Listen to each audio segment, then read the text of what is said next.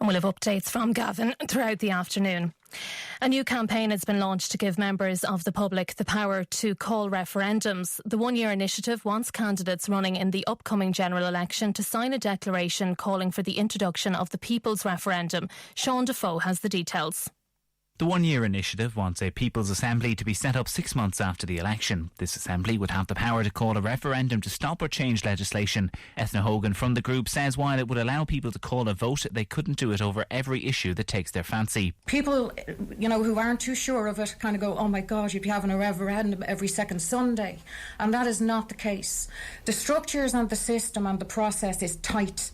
It is a very secure, strict process that people adhere to. Members of the one-year initiative argue it would make the government less likely to introduce measures that don't suit the majority of people. People Before Profit TD Joan Collins is in favour of the measure. For too long we've had the type of politics in this country where you vote for people and then that's the last you see of them until the next election.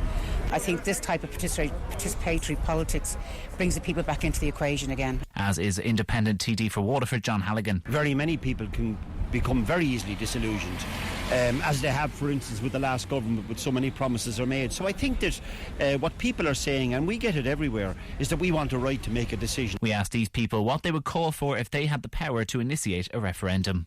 Nothing pressing at the moment.